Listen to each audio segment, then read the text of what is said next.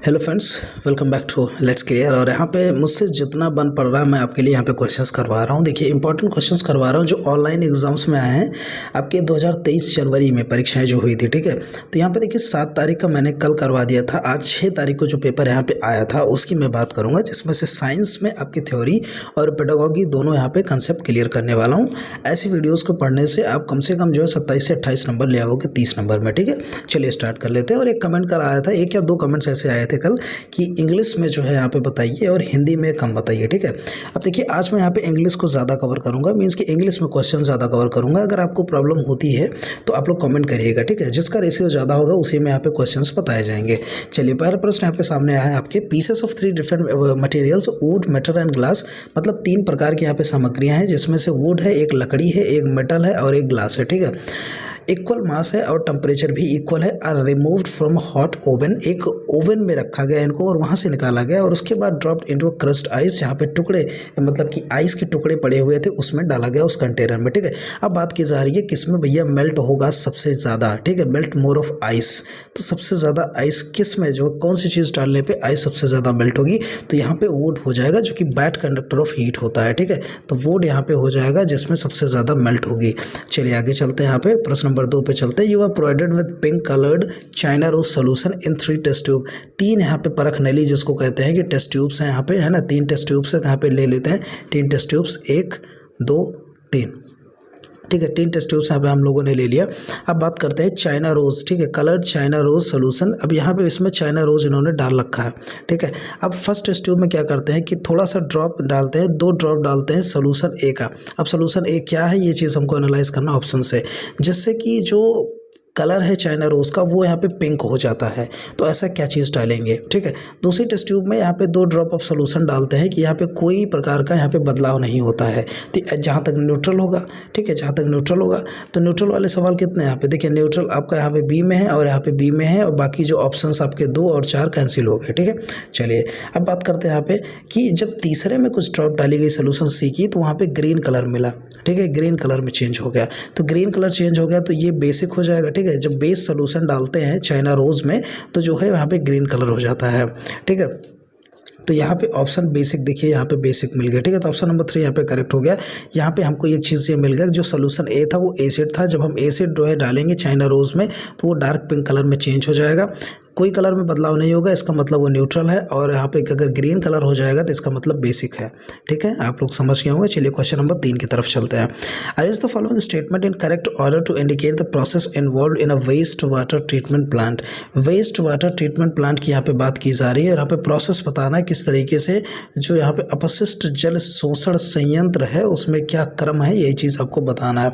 ठीक है, चलिए यहाँ पे आगे पढ़ लेते हैं। ऑप्शन जो आपके दिए हुए हैं तो यहाँ पे आपका हो जाएगा सबसे पहले तो यहाँ पे ये होने वाला है लार्ज ऑब्जेक्ट्स, यहाँ पे लिखा है ना, देखिए large object like plastic bag, ये सारी चीज़ें रिमूव की जाएगी by passing water waste through bar scratch. ठीक है, तो ऑप्शन नंबर बी करेक्ट हो गया। तो यहाँ पे 1 में बी है और 3 में बी है, बाकी 2 और बाकी 4 गलत हो गए ऑप्शन। ठीक है, चलिए फिर बी के बाद यहाँ पे क्या हो जाएगा, बी के बाद यहाँ पे हो जाएगा जैसे कि water is made to settle in large tank, नहीं सेटल नहीं होगा।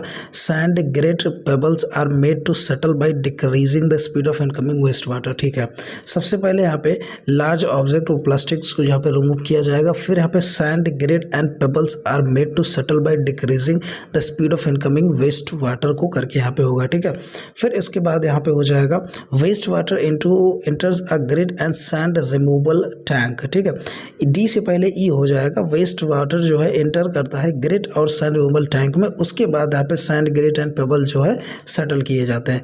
तो कहीं ना कहीं बी के बाद ई के बाद डी यहाँ पे हमको मिल गया। ठीक है, फिर water is made to settle in a large tank, फिर उसको लार्ज टैंक में सेटल किया जाता है वाटर को, पानी को। और उसके बाद ऑप्शन नंबर ए हो जाएगा sludge is scraped out and skimmer removes the floating grease. ठीक है, फिर वहाँ पे उसको ग्रीस को निकाला जाएगा। यहाँ पे अगर हिंदी में इसको देख लेते हैं तो हिंदी में क्या सीक्वेंस यहाँ पे बनने वाला है। ठीक है, हिंदी में देखिए सबसे पहले यहाँ पे बन जाएगा बड़ी वस्तु है जैसे प्लास्टिक बैग है और यहाँ पे अपशिष्ट है, इनको जल स्तंभ स्क्रीन के साथ मतलब इसके साथ पार किया जाएगा और उससे इसको निकाला जाएगा। ठीक है, तो यहाँ पे ऑप्शन बी हो गया।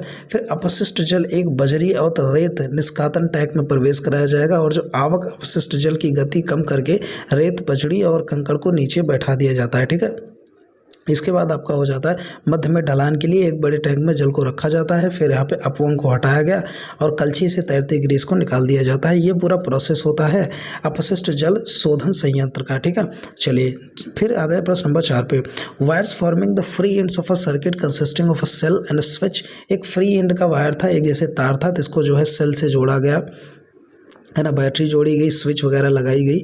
अब यहाँ पे बात किया जा रहा है कि जो वायर था, जो लेंथ था उसका 5 सेंटीमीटर उसकी लंबाई थी, लेकिन थिकनेस 3 सेंटीमीटर 3 mm थी। फिर प्रश्न उठता है कि वही वायर 5 सेंटीमीटर का एक था और दूसरा उसकी जो चौड़ाई थी वो 7 mm थी, ठीक है। तो ऐसे क्वेश्चन जो मैंने कल डिस्कस किया था उसमें था ऐसा क्वेश्चन सेम, वहाँ पे थिकनेस सेम थी और लेंथ में बदलाव था, ठीक है। तो अगर हम ऐसे बात करें जहाँ पे ज़्यादा लेंथ हो या फिर ज़्यादा थिकनेस हो, वहाँ पे हीट ज़्यादा प्रोड्यूस होती है, ठीक है। तो इस हिसाब से आपका जो यहाँ पे हो जाएगा वो more heat in case of B हो जाएगा, ठीक है। चलिए प्रश्न नंबर 5 पे आते हैं हम लोग। यहाँ पे जो रिएक्शन है एक तरीके का क्विक लाइम है, एक क्विक लाइम है, ठीक है। क्विक लाइम का मतलब समझते हो आप लोग, इसको हिंदी में थोड़ा सा देख लेते हैं। क्विक लाइम मीन्स कि जो बिना बुझा हुआ चूना होता है, ठीक है। क्विक लाइम जो है बिना बुझा हुआ चूना जो होता है उसको क्विक लाइम कहा जाता है। तो ये रिएक्ट करता है पानी के साथ टू प्रोड्यूस स्लेक्ट लाइम, बुझा हुआ चूना, ठीक है। बिना बुझा हुआ चूना जब पानी के साथ रिएक्शन करता है तो बुझा हुआ चूना मिलता है, मीन स्लेक्ट लाइम। ये रिएक्शन 1 है, ठीक है। तो कहीं ना कहीं क्विक लाइम रिएक्ट कर रहा है वाटर से, मीन्स कंबाइन हो रहा है, ठीक है। तो जो पहला हो जाएगा ये तो कॉम्बिनेशन रिएक्शन हो जाएगा, पहली बात, ठीक है। दूसरी बात यहाँ पे ये है, जो दूसरा रिएक्शन है कि select lime reacts with carbon dioxide. Select mean जो सूखी हो जाती है, वो जो लाइम होती है वो reacts with carbon dioxide CO2 से रिएक्ट करती है, तो लाइम स्टोन यहाँ पे एक पत्थर प्रोड्यूस करती है। तो इस हिसाब से ये कौन सा रिएक्शन है, तो जब ये रिएक्शन करेगी तो ये भी यहाँ पे कंबाइन करेगी, तो इस तरीके से यहाँ पे ये भी कॉम्बिनेशन रिएक्शन और जो पहला वाला है ये भी कॉम्बिनेशन रिएक्शन, ठीक है। अगर हिंदी में कहें तो संयोजन प्रक्रिया हो जाएगी जब दो यहाँ पे, जैसे कि यहाँ पे देखिए चूना जो है जल के साथ प्रतिक्रिया किया तो उसको जो है संयोजन के समकक्ष प्रतिक्रिया होती है, तब जाके यहाँ पे सिलेक्ट लाइम बनता है, बुझा हुआ चूना बनता है, ठीक है। चलिए प्रश्न नंबर 6 पे चलते हैं। ये कहता है पिचर प्लांट ट्रैप्स इंसेक्ट्स। एक घट परघी पौधे के बारे में आप जानते होंगे जो कि कीटों को फंसा लेता है और उसको खा लेता है फंसा के, ठीक है। पहले अपनी पत्तियों को ऐसे खोलता है वो, और जब उस पर कीड़े मकोड़े आके बैठते हैं तो इसको दरवाजे को बंद कर लेता है, ठीक है। तो ऐसे प्लांट को आप लोग जानते होंगे, तो ऑप्शन नंबर 1 सही है, हाँ ऐसा होता है। Pitcher plant does not have chlorophyll to prepare its food. बात बिल्कुल गलत है। कोई भी प्लांट हो फोटोसिंथेसिस के दौरान क्लोरोफिल का काम लगता है, और दूसरी चीज़ यहाँ पे क्लोरोफिल फूड तैयार करने के लिए इस्तेमाल होती है। तो ऐसा यहाँ पे कहा जा रहा है रीज़न में कि इनके पास क्लोरोफिल नहीं होता है, तो कहने का मतलब जो रीज़न आर है वो भैया एकदम से गलत है और ए हमारा ट्रू है, तो ऑप्शन नंबर 3 यहाँ पे सही हो जाएगा, ठीक है। चलिएगा बात कर लेते हैं प्रश्न नंबर 7 की। 7 में एक कंपाउंड X रिएक्ट करता है जिंक के साथ टू प्रोड्यूस A और फिर इसके साथ हाइड्रोजन गैस निकलती है जिसको कह सकते हैं H2O निकलती है, ठीक है। बट ऑन रिएक्शन विद डाई hydrochloric acid is produces water, तब वाटर निकल जाता है। यहाँ पे वाटर को कह सकते हैं H2O वाटर हो जाती है, और यहाँ पे हाइड्रोजन गैस निकलती है, मीन्स H2 गैस निकलती है, ऐसा कह सकते हैं, ठीक है। चलिए अब कंपाउंड X क्या हो सकता है, तो अगर यहाँ पे देखिए सोडियम हाइड्रोक्साइड की अगर हम बात करें तो NaOH2 ये सोडियम हाइड्रोक्साइड है। जब ये जिंक के साथ रिएक्शन करेगा तो ये बना लेगा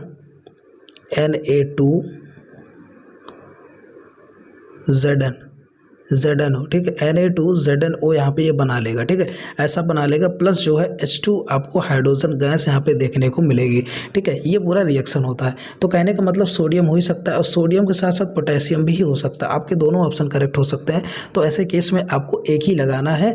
तो यहाँ पे सोडियम को प्रेफरेंस पहले देंगे। अगर मान लीजिए 2 ऑप्शन आते हैं ऐसे AN3 दोनों, तो आप दोनों लगाइएगा, नहीं तो एक आप लगा सकते हैं, ठीक है। फिर यही चीज़ अगर बताया जा रहा है कि रिएक्शन अगर आप हाइड्रोक्लोरिक एसिड से किया जाता है, डबल हाइड्रोक्लोरिक एसिड से, किसका यहाँ पे सोडियम हाइड्रोक्साइड का, ठीक है, NaOH2 का किसके साथ HCl के साथ किया जा रहा है 2 टाइम्स HCl, तो यहाँ पे प्रोड्यूस वाटर। बात बिल्कुल सही है, यहाँ पे NaCl यहाँ पे मिलकर नमक बना लेगा, ठीक है, और प्लस में अगर हम बात करें तो 2 टाइम्स H2O निकलेगा जो कि यहाँ पे वाटर है, तो बिल्कुल सही बात है। यहाँ पे सोडियम हाइड्रोक्साइड और पहला हो जाएगा और पोटेशियम हाइड्रोक्साइड दूसरा हो जाएगा। एक लगाना है तो सिर्फ पहला लगा सकते हैं हम लोग, ठीक है। चलिए यहाँ पे चलते प्रश्न नंबर 8 पे। Container A contains 10 litre of water, इनके पास है कंटेनर ए में, और कंटेनर बी में देखा जाए तो 10 लीटर ऑफ मस्टर्ड ऑयल है, मीन सरसों का तेल है, ठीक है। शुरुआती में एक तरीके से कहा जाए दोनों डब्बे में जल शुरुआती समय 40 डिग्री सेल्सियस है। मैंने कहने का ये है कि शुरुआती में 40 डिग्री सेल्सियस दोनों का तापमान है, फिर इसको 70 डिग्री सेल्सियस तक गर्म किया जाता है। तो कौन सा कथन सत्य है? कहने का मतलब यहाँ पे क्या इफेक्ट देखने को मिलेगा? ऑप्शंस आपके सामने है, more heat will be transferred in A, या more heat will be transferred in B, या फिर ए में ऊष्मा स्थानांतरित ज़्यादा होगी या बी में ज़्यादा स्थानांतरित होगी। ये चीज़ यहाँ पे कहा जा रहा है, ठीक है। तो देखिएगा क्या था आपका ऑप्शंस, पानी जिसमें ज़्यादा है, जिसमें पानी ज़्यादा है, 10 लीटर पानी जिसमें पानी ज़्यादा है उसमें इफेक्ट ज़्यादा आएगा, उसमें ऊष्मा जो है तेज़ी से स्थानांतरित होगी, ठीक है। तो यहाँ पे ऑप्शन नंबर ए आपका हो जाएगा करेक्ट। मस्टर्ड ऑयल में टाइम लगेगा। बात चलते प्रश्न नंबर 9 की। सीखा looked at the lower surface of a leaf through a microscope and observed numerous small openings. उसने देखा एक पत्ती, अगर देखी जाए एक पत्ती है तो इसने जो है पत्ती को जो है ध्यान से इसको देखा माइक्रोस्कोप के तहत, ठीक है। अब इसमें जब माइक्रोस्कोप में इसने देखा तो यहाँ पे इसको छोटे छोटे पोर्स में इसके छिद्र दिखाई दिए।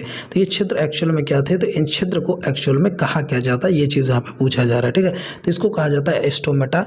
और अगर हिंदी की अगर हम बात करें, तो इसको रंध्र कहा जाता है, इसको रंध्र कहा जाता है, ठीक है। ऊपरी सतह पे पत्तियों के पाया जाता है। प्रश्न नंबर 10 पे हम लोग चलते हैं और प्रश्न नंबर 10 एक्चुअल में कहता क्या है कि यहाँ पे कुछ फिल इन द ब्लैंक्स दिए हुए हैं और इसको आपको फिल करना है, ठीक है। देखिएगा नेम ऑफ द साल्ट, यहाँ पे कुछ लवण के नाम दिए हैं। साल्ट मीन्स लवण होता है, यहाँ पे बेस और एसिड। साल्ट किससे बनता है ऐसा यहाँ पे कहा जा रहा है। तो यहाँ पे देखिए मैग्नीशियम नाइट्रेट ये साल्ट है। तो एक ही जगह ऐसा क्या हम लोग रिएक्शन कराएं HNO3 के HNO3 से, मतलब एसिड तो HNO3 है, तो बेस ऐसा किस बेस से रिएक्शन करवाएं कि हमको मैग्नीशियम नाइट्रेट मिल जाए, ठीक है। तो HNO3 के तो मैग्नीशियम नाइट्रेट के लिए हमें Mg चाहिए। तो देखिए Mg जो है यहाँ पे सब में है, ठीक है, लेकिन हमें बेस चाहिए। तो बेस में OH2 होना चाहिए, तो OH2 होना चाहिए, इसमें दूसरे में नहीं है, कैंसिल। OH2 यहाँ तीनों में है, ठीक है। तो सबसे पहली बात तो ये हो गई कि हमने OH2 हमें मिल गया। अब फिर पोटेशियम सल्फेट की बात करते हैं, जहाँ पे सल्फेट तो है लेकिन पोटेशियम के लिए K चाहिए और K बेस फॉर्म में चाहिए। तो KOH यही बेस फॉर्म में है, ठीक है। KOH जो है बेस फॉर्म में है, तो यहाँ पे आपका हो जाएगा। और साथ ही साथ एक चीज़ और है कैल्शियम नाइट्रेट में कैल्शियम है और नाइट्रेट हमको चाहिए जिसको कि NO3 कहा जाता है। तो NO3 यहाँ पे हम लोगों को मिल रहा है, ठीक है। NO3 यहाँ पे मिल रहा है हम लोगों को, तो ऑप्शन नंबर 4 यहाँ पे सही हो जाएगा, ठीक है।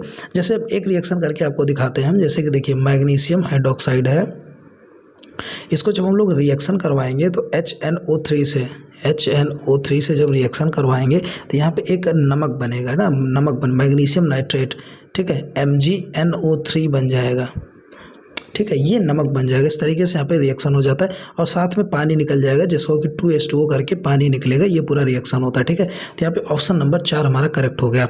अब चलिए यहाँ पे बात कर लेते हैं प्रश्न नंबर 11 की। 11 में बात ये हो रही है कि student is trying to find the approximate focus length of a convex lens by locating the image of a distance building on the wall. कहने का मतलब है एक विद्यार्थी एक दीवार पर दूर से इमारत की छवि को उत्पन्न कर एक उत्तल लेंस की लगभग फोकस दूरी का पता लगाने का प्रयास कर रही है।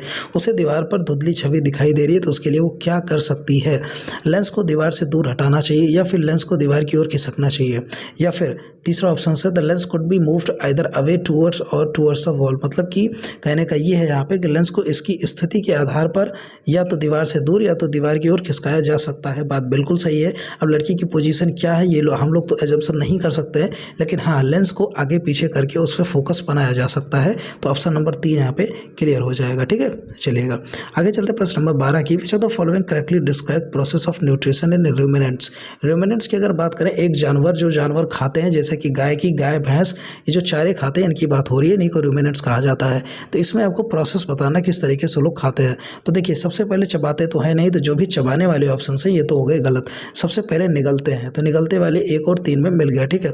फिर ये लोग हाफ डाइजेशन करते, पार्शियल डाइजेशन करते हैं, ठीक है। तो आंशिक पाचन, ना कि चबाना में से दूसरा भी गलत। तो यहाँ पे तीसरा सही होगा, निचला, फिर आंशिक पाचन, फिर उसको धीरे धीरे चबाते हैं और उसको मुंह के साइड के किनारे में जो है वो लोग रख लेते हैं, आंशिक पाचन में रख लेते हैं। मतलब कहीं ना कहीं जो कुछ है उसको निगल के अपने मुंह में, अपने पेट में जो भी है वहाँ पे रख लेते हैं, फिर उसको धीरे धीरे थोड़ा थोड़ा निकाल के वो लोग चबाते हैं। चबाने के बाद फिर जो है पूरा पाचन होता है, मीन्स कंप्लीट डाइजेशन होता है। और कंप्लीट से पहले वो लोग पार्शियल डाइजेशन करते हैं, ये चीज़ भी आप लोग जान लीजिए। सबसे पहले स्वेलिंग होगी, फिर पार्शियल डाइजेशन होगा, फिर च्युइंग होगा, फिर कंप्लीट डाइजेशन हो जाएगा, ठीक है। चलिए अब बात करते हैं प्रश्न नंबर 13 की। अगल brings a positively charge rod and negatively charge rod. काफ़ी इंपॉर्टेंट है, मोस्ट इंपॉर्टेंट सवाल है, ध्यान से सुनिएगा कि एक पॉजिटिवली चार्ज रॉड है और एक नेगेटिवली चार्ज, मीन्स कि एक रॉड है यहाँ पे पॉजिटिव है, एक रॉड है ये हुई है नेगेटिव हो गई, ठीक है।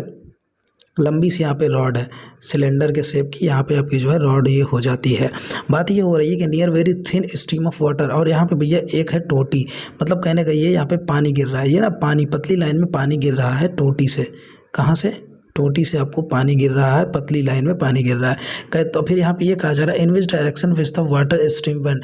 अगर यहाँ पे नेगेटिव रॉड है आपके पास और यहाँ पे पॉजिटिव रॉड है, तो किधर ये जो लहरें हैं या तो पॉजिटिव में जाएंगी या तो नेगेटिव में जाएंगी, ऐसा पूछा जा रहा है।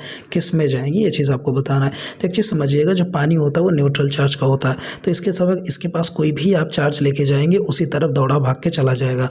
अगर आप नेगेटिव ले जाएंगे तो थोड़ा सा नेगेटिव पे भी जाएगा, अगर आप पॉजिटिव ले जाएंगे तो पॉजिटिव पे भी जाएगा। मीन्स कि दोनों ओर आपके जो पानी की है धाराएं वो दोनों तरफ जाएंगे, ठीक है। तो यहाँ पे कह सकते हैं towards positively charge rod and stay, नहीं, towards positively charge rod as well as negatively charge rod. यहाँ पे बिल्कुल सही है, ऑप्शन नंबर 2 हो जाएगा कि दोनों की तरफ जो है आपकी जाएंगे, ठीक है, दोनों की तरफ आपकी जो रेज हैं वो जाएंगे, ठीक है। चलिए प्रश्न नंबर 14 की यहाँ पे बात कर लेते हैं। प्रश्न नंबर 14 एक्चुअल में है क्या चीज़, देखिए what are A and B यहाँ पे पता करना है। Process of seeping of water in ground, जो मतलब कि एक तरीके से कहें तो रसा जो निकलती है पानी की धरती में रिसने के, जो है ना, जल के रिसने की प्रक्रिया को कहा क्या जाता है, जो रसता है ना, तो उसको इनफिल्ट्रेशन कहा जाता है, जिसको इनफिल्ट्रेशन मीन्स कि अंतः संयंदन कहा जाता है।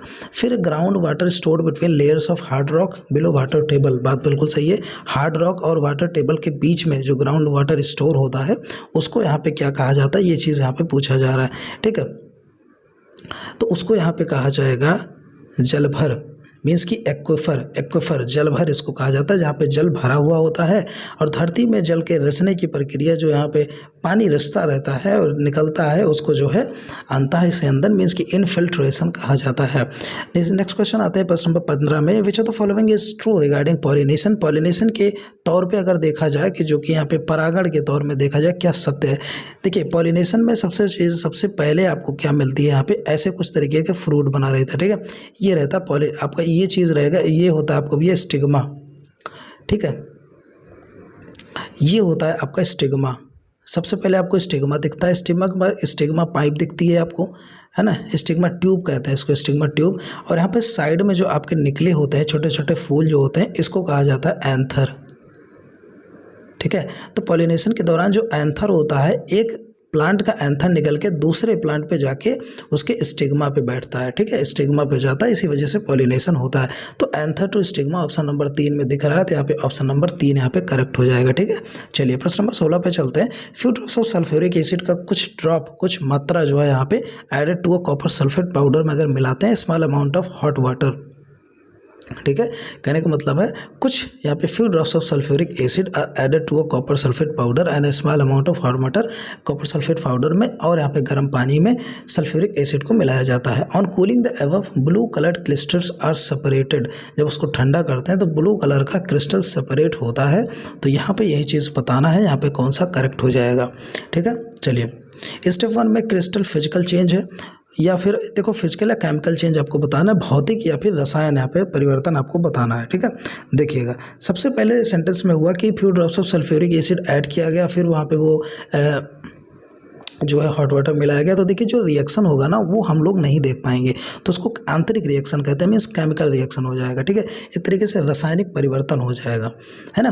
तो ऐसे केस में आपका सबसे पहला जो है क्या हो जाएगा, केमिकल चेंज। फिर बात आती है स्टेप 2 की, on cooling blue coloured crystal are separated, ठीक है, उसको कूल करेंगे ब्लू कलर सेपरेट होगा, ये चीज़ हम लोग देख सकते हैं, तो ये आपका फिजिकल चेंज हो गया, ठीक है, जो चीज़ हम लोग देख सकते हैं फील कर सकते हैं वो चीज़ फिजिकल होता है। प्रश्न नंबर 17 हम लोग यहाँ पे देख लेते हैं। प्रश्न नंबर 17 में क्या चीज़ें हैं, ऑक्सैलिक एसिड की बात हो रही है, formic acid, malic acid, acetic acid, ठीक है, हिंदी में सेम चीज़ें हैं तो यही पढ़ते हैं। यहाँ पे बात ये हो रही है ना कि इसको मैच कराना है, किस में कौन सी एसिड पाई जाती है। अगर एसिटिक एसिड की बात किया जाए तो हम लोग कहीं ना कहीं विनेगर को जानते हैं, सिरके में पाई जाती है, तो यहाँ पे चौथे का ऑप्शन नंबर डी हो गया, मीन्स कि तीसरा यहाँ पे सही हो जाएगा। फिर यहाँ पे अगर तीसरा सही है तो तीसरे का देखते हैं, यहाँ पे ए हो जाना चाहिए। मैलिक एसिड आपका एप्पल में पाया जाता है, बात बिल्कुल सही है। फिर यहाँ पे दूसरे का सी बता रहा है, फॉर्मिक एसिड आपको बी स्ट्रिंग में पाया जाता है, मीन्स की जो मधुमक्खी होती है जो छेदती है उसमें क्या पाया जाता है, तो फॉर्मिक एसिड पाया जाता है, बात बिल्कुल सही है। ऑक्सैलिक एसिड आपके टोमेटो में पाया जाता है, मीन्स कहने का 17 का अगर देखा जाए तो ऑप्शन नंबर 3 यहाँ पे करेक्ट हो जाएगा।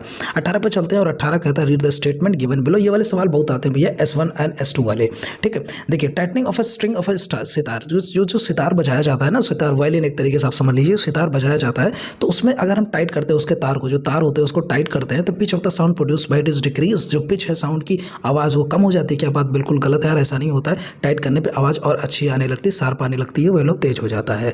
The pitch of sound depends on the tension of the screen, बात बिल्कुल सही है। टेंशन का मतलब वही है, टाइट कर देना पे डिपेंड करती है। मीन्स S2 यहाँ पे सही है, मतलब ट्रू, और S1 यहाँ पे फॉल्स हो गया। ठीक है, चलिए बस हम 19 पे चलते हैं। 19 यहाँ पे कहता है कि anaerobic respiration takes place during heavy exercise, भारी व्यायाम के दौरान अवायवीय श्वसन होता है। और अवायवीय श्वसन के दौरान क्या उत्पन्न होता है, ये चीज़ पूछा जा रहा है। क्या ऑक्सीजन, क्या अल्कोहल, क्या कार्बन डाइऑक्साइड, क्या लैक्टिक एसिड, ये चीज़ यहाँ पे पूछा जा रहा है। तो यहाँ पे कौन सा ऑप्शन आपका करेक्ट हो जाएगा? ठीक है, तो यहाँ पे लैक्टिक एसिड निकलती है, मीन्स ओनली डी यहाँ पे आपका करेक्ट हो जाएगा। जब भी आप भारी एनएरोबिक रेस्पिरेशन होता है तो लैक्टिक अम्ल का यहाँ पे प्रोड्यूस होता है। ठीक है, प्रश्न नंबर 20 पे चलते हैं। A teacher had wound a long pieces of copper wire, एक शिक्षक ने तांबे के तार के एक लंबे टुकड़े को एक लोहे की कील पर कुंडली के रूप में लपेटा हुआ है। ठीक है, तांबे का तार है, एक लोहे का ये है, तो इसके तार जो है इसके ऊपर लपेटा हुआ है। ठीक है, फिर परिपथ पूर्ण करने के लिए तार के खुले सिरे को स्विच के रास्ते के सेल से जोड़ा गया है। फिर यहाँ पे बात की जा रही है free ends of wire connected to a cell, एक बैटरी से जोड़ते हैं जिसमें कि स्विच वगैरह भी लगा देते हैं, एक कंप्लीट सर्किट बना देते हैं। बात ये हो रही है कि what will be happen when the switch is closed, switch जब क्लोज कर दिया जाएगा तो क्या होगा? ठीक है, क्या iron nail will behave like a permanent magnet, close करने के बाद भी नहीं, गलत है। The iron nail will behave like a fuse, बिल्कुल गलत है।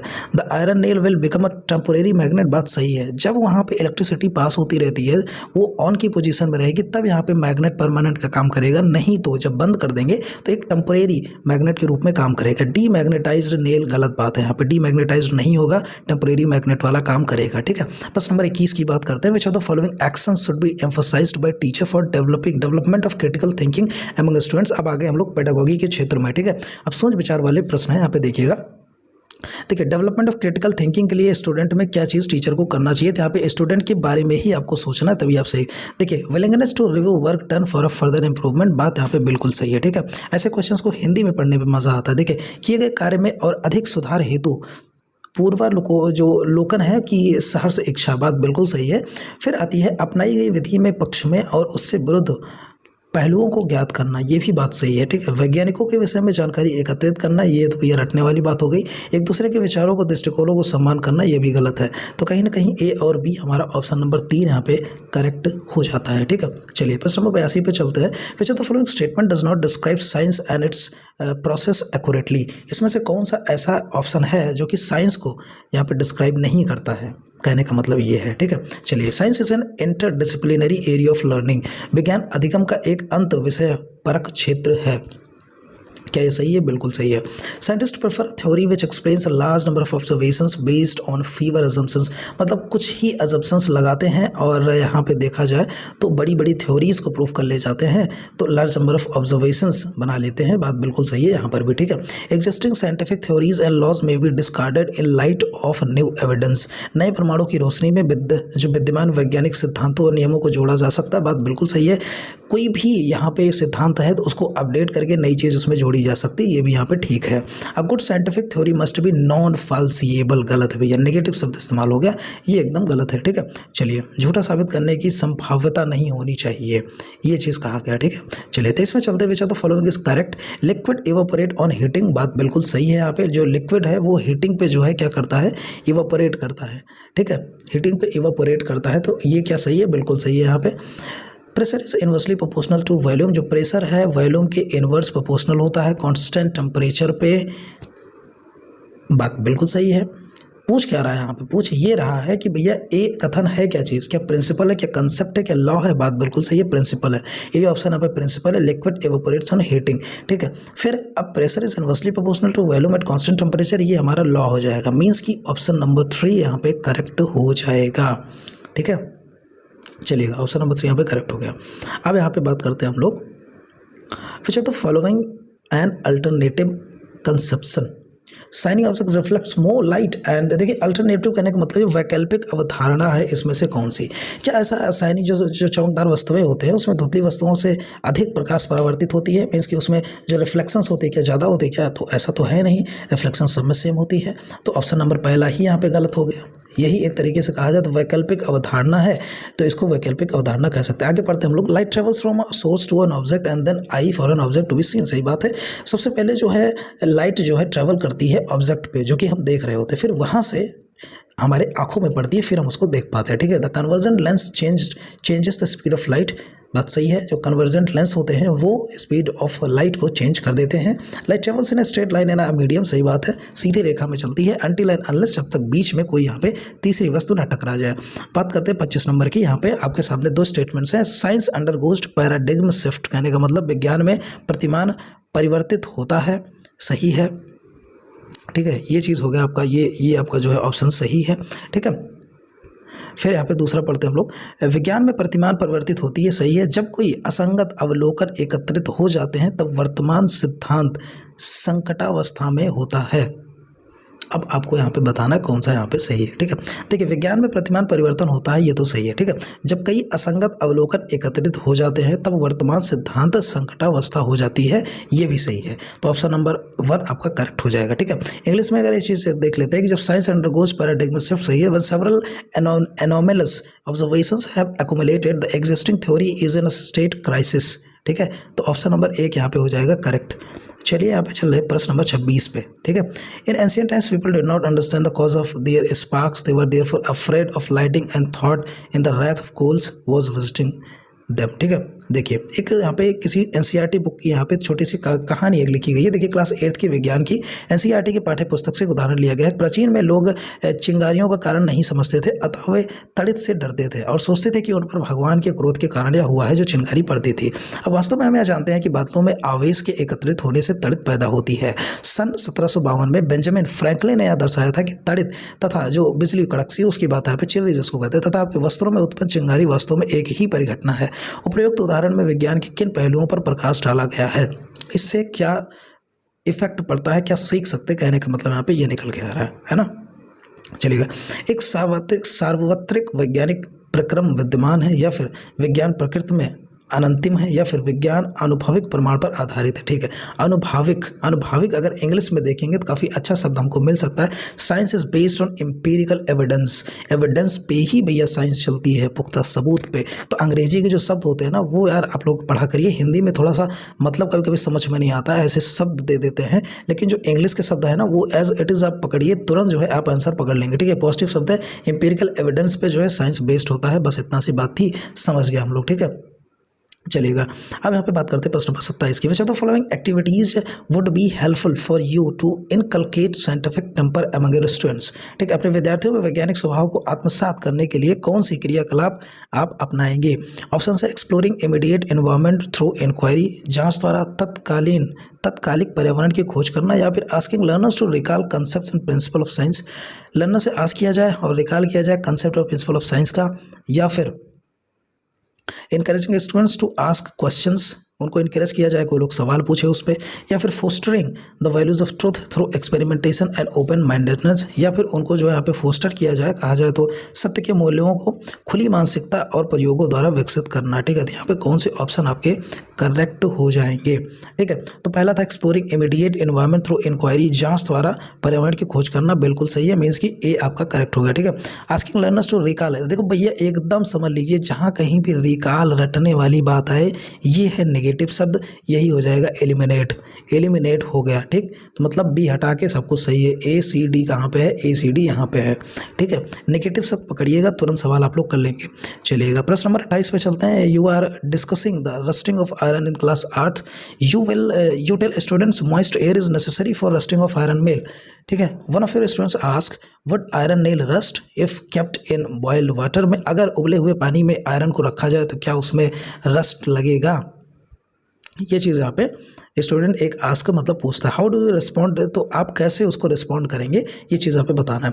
Ask the students to discuss the questions with peers and find an answer, अपने जो सहयोग वाले उनके लोग हैं, एक तरीके से कहा जाए अपने दोस्त हैं, उनसे बात करें, क्वेश्चन को डिस्कस करें और उसका आंसर खुद निकालें वो, या फिर ask the student to read the textbook and come with an answer in the next class, student से कहा जाए भैया किताब उताब पढ़ के आना और कल की क्लास में हम लोग बात करेंगे इस पर। या फिर तीसरी चीज़ यहाँ पे assist the students in designing and investigation involving placing the nails in a different conditions report finding the class, या फिर यहाँ पे प्रैक्टिकल या इन्वेस्टिगेशन करने की बात कर रहे हैं कि नेल्स को अलग अलग कंडीशंस में रखा जाए और उसको रिपोर्ट किया जाए क्या चीज़ वहाँ पे मिला, ठीक है। फिर आती है resolve students query by providing the correct answer to her question. बच्चे की जो क्वेरी है उसको करेक्ट आंसर दे के जो है यहाँ पे बताया जाए, तो कौन सा ऑप्शन यहाँ पे करेक्ट हो जाएगा, ये चीज़ यहाँ पे पूछा जा रहा है, ठीक है। तो यहाँ पे देखिएगा, विभिन्न परिस्थितियों में कील को रखकर एक खोज की अभिकल्पना करने और परिणामों को कक्षा के साथ साझा करने में विद्यार्थी की सहायता करेंगे। तीसरा यहाँ पे सही हो जाएगा। देखिए ऐसे ऑप्शन करेक्ट होते हैं जिसमें बच्चे की जो है रुचि होती है, बच्चे शामिल होते हैं, टीचर शामिल होते हैं, पीयर शामिल होते हैं, वो चीज़ यहाँ पे सही होती है, ठीक है। तो विभिन्न परिस्थितियों में कील को रखकर एक खोज की अभिकल्पना करना और परिणामों को कक्षा के साथ साझा करने में विद्यार्थी की सहायता करेंगे, ठीक है। चलिएगा प्रश्न नंबर 29 पे चलते हैं। Teacher wants to use inquiry approach to identify substances using dissolving test, what would be correct order for carrying out following task, ठीक है। हिंदी में भी देख लेते हैं इसको। एक शिक्षक घोल परीक्षण द्वारा नमक एवं चीनी की पहचान के लिए जांच उपागम का उपयोग करना चाहता है। निम्नलिखित कार्यों में करने का सही क्रम क्या होगा, यही चीज़ यहाँ पे बताना है, ठीक है। देखिएगा, students are given unknown samples marked ABCD consisting of sugar, salt, element, sand. बात बिल्कुल सही है, सबसे पहले उनको सैंपल दिया जाएगा, तो ए यहाँ पे करेक्ट हो जाएगा, ठीक है। Students see animation to help explain that substance are made of different atoms so they dissolve differently. या फिर students check the solubility of substance ABCD in different liquids. तो सबसे पहले आपको सैंपल मिलेगा, फिर स्टूडेंट चेक करेंगे सब्सटेंस को डिफरेंट लिक्विड्स में कि A, B, C and D, ठीक है, सॉल्युबिलिटी चेक किया जाएगा। फिर स्टूडेंट सी एनिमेशन, तो एनिमेशन देखेंगे to help explain that substance are made of different atoms so that dissolve differently, ठीक है। तो यहाँ पे जो आपका सीक्वेंस बनेगा ना वो बन जाएगा A, C और B, A, C और B, ठीक है। अगर हिंदी में देखें हम लोग तो विद्यार्थियों को नामांकित अज्ञात नमूने ABCD दिए गए जो चीनी, नमक, फिटकरी के रेत हैं। फिर विद्यार्थी पदार्थों ABCD में की घुलनशीलता का परीक्षण विभिन्न द्रव्यों में करेंगे। फिर विद्यार्थियों को सजीव चित्रण द्वारा दिखाने में सहायता की गई कि पदार्थ विभिन्न परमाणुओं से बने हैं और इसलिए वे भिन्न प्रकार से घुलते हैं, ये चीज़ यहाँ पे बताया गया, ठीक है। चलिएगा प्रश्न नंबर 3 एंड आई थिंक यहाँ पे लास्ट प्रश्न है। Which of the following does not characterize the democratic science classroom. एक लोकतांत्रिक विज्ञान कक्षा का चित्रण नहीं करता है, यहाँ पे ऐसा कौन सा ऑप्शन है, ये चीज़ आपको यहाँ पे बताना है, ठीक है। चलिए, teacher provides a safe space for students to express themselves. बिल्कुल सही बात है, यहाँ पे सेफ स्पेस प्रोवाइड भाव प्रकट करने के लिए एक सुरक्षित स्थान देता है, ठीक है। Teacher plays a role of moral authority to maintain discipline. शिक्षक अनुशासन को बनाए रखने के लिए नैतिक अधिकारी की भूमिका निभाता है। फिर बताती teacher cultivates an understanding of cultural diversity among students, है ना, अमंग स्टूडेंट्स। कल्टिवेट मतलब शिक्षक विद्यार्थियों में सांस्कृतिक विविधता को समझ उत्पन्न करता है, ये भी सही है। शिक्षक विद्यार्थियों को निर्णय लेने के प्रक्रमों पर चर्चा करने और उनके निर्णय का आधार क्या है इस पर प्रश्न पूछने का अवसर प्रदान करता है, ये भी सही है। लेकिन दूसरे ऑप्शन में यहाँ पे डाउट था कि शिक्षक अनुशासन को बनाए रखने के लिए नैतिक अधिकारी की भूमिका निभाता है, ऐसा नहीं है, ठीक है, ऐसा नहीं है। तो ये भैया दूसरा ऑप्शन आपका एलिमिनेट हो जाएगा। ये टोटल आपके 30 क्वेश्चन यहाँ पे हो गए, जिसमें आपके साइंस की थ्योरी थी, और यहाँ पे पेडागॉजी के सवाल थे। आई होप आपको वीडियो पसंद आई होगी, और किसी पर्टिकुलर टॉपिक पर अगर आप वीडियो चाहते हो ना, कमेंट करके ज़रूर बताइएगा। और इसी तरीके के प्रिपरेशन करने के लिए 2-3 दिन बचा है, तो मैं इंपॉर्टेंट आपको 2023 के जो भी सवाल आए हुए हैं वो मैं आपको करवा रहा हूँ यहाँ पे, ठीक है। EVS की एक मैं आपकी फुल क्लास लेने वाला हूँ, जिसमें कि जो थ्योरेटिकल नोट्स हैं वहाँ से आपको पढ़ाने वाला हूँ, जो कि मैंने काफ़ी रिसर्च किया है, उससे बाहर एक सवाल आपका नहीं आएगा, ठीक है। वीडियो अच्छी लगी लाइक कर दीजिएगा, और नए हैं तो प्लीज़ सब्सक्राइब कर लीजिएगा। ऑल द बेस्ट, तैयारी करते रहिए आप लोग।